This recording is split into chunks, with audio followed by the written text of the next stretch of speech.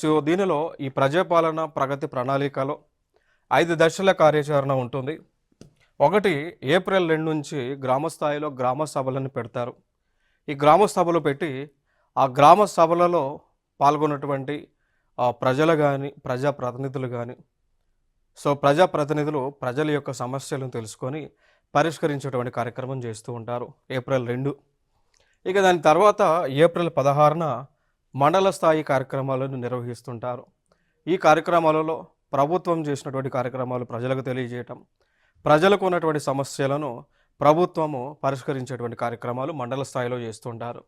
దాని తర్వాత మే 2 నుంచి నియోజకవర్గ స్థాయిలో అంటే కాన్స్టిట్యున్సీ స్థాయిలో ఈ యొక్క కార్యక్రమాలను నిర్వహించడం జరుగుతుంది.